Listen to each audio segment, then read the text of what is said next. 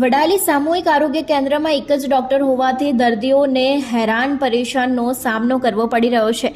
વડાલી સામૂહિક આરોગ્ય કેન્દ્રમાં ડોક્ટર A.K. ચારણ છેલ્લા 15 દિવસથી ફરજ બજાવી રહ્યા છે। ઇમરજન્સી અકસ્માતમાં 4 થી 5 ઘાયલો આવી જાય તો શું દશા થાય અને ક્યાં પહોંચી વળે ડોક્ટર?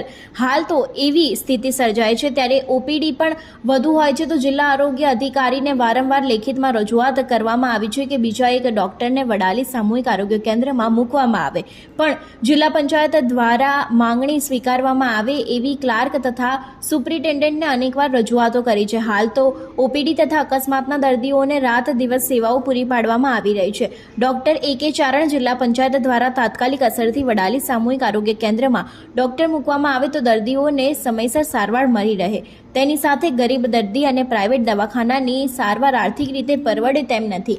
ગામે પ્રાથમિક આરોગ્ય કેન્દ્રમાં ખાલી પડેલી મેડિકલ ઓફિસર અને કમ્યુનિટી હેલ્થ ઓફિસર કાયમી નિમણૂક કરવામાં ન આવતા આરોગ્ય કેન્દ્ર નીચે અનેક સવાલો ઊભા થયા છે અને અનેક ગામની આરોગ્ય સેવાને મુશ્કેલી પડી રહી છે। જગ્યાઓ કાયમી ભરવા માટે પ્રજાના આરોગ્યની સુખાકારીની ચિંતા કરતા નરઘોર આરોગ્ય તંત્રને આ જગ્યા ભરવામાં રસ જ ન હોય તેવું લાગી રહ્યું છે। ઘણી વખતે ગંભીર માંદગી, સુવાવડ કે અન્ય માંદગીના પ્રસંગોમાં લોકોને ના છૂટકે સારવાર માટે ખાનગી હોસ્પિટલમાં આશરો લેવો પડે છે। સામાન્ય રીતે ચોમાસાની ઋતુમાં ઝાડા ઉલટી સહિતની માંદગીના કેસોમાં વધારો જોવા મળી રહ્યો છે, ત્યારે સત્વરે આ જગ્યા ઉપર કાયમી કર્મચારીની નિમણૂક કરવામાં આવે તેવી જનતાની માંગ છે। કાકા ક્યાંથી આવ્યા તમે? કેમ આવ્યા છો અહીંયા? તો ડૉક્ટર છે અત્યારે? ડૉક્ટર હાલ તો નથી, પણ ત્યાં લાયા હતા। કેટલા વાગ્યાના અહીંયા છો બેઠા છો? મોટો કલાક 1 કલાકથી બેઠા છો। કયા ગામથી આવ્યા છો ભાઈ? સ્ટેશન લઈ શાના માટે આવ્યા છો અહીંયા? બતાવવા આવ્યો છું સાહેબ। તે ડૉક્ટર છે અત્યારે? ના છે આ ડૉક્ટર। કેટલા વાગ્યાના આવીને બેઠા છો? આ તો 9 વાગ્યાના। 9 વાગ્યાના, અત્યારે 10:30 થવા આવ્યા હા, હજુ ડૉક્ટર આવ્યા નથી આવ્યા એમ ને? સાહેબ, આપણે વડાલી સામૂહિક આરોગ્ય કેન્દ્રમાં આપનો હોદ્દો કયો છે? હું દિનેશભાઈ એન પરમાર હેડ ક્લાર્ક તરીકે ફરજ બજાવું છું।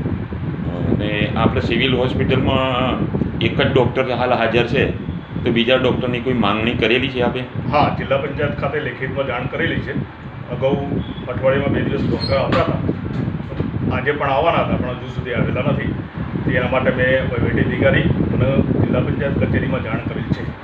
તો આ કેટલા દિવસથી એક જ ડૉક્ટર ઉપર ચાલે છે આપણી સિવિલ? 30 તારીખથી 30/5/2024થી એક ડૉક્ટર ચારણ સાહેબ ફરજ બજાવે છે, અને વચ્ચે 2 દિવસ પ્રાથમિક આરોગ્ય કેન્દ્ર ખાતેથી મેડિકલ ઓફિસર આવતા હતા, પણ આજે આવેલ નથી, અને એના માટે મેં જિલ્લા પંચાયત ખાતે વહીવટી અધિકારી અને કચેરીમાં જાણ કરેલ છે।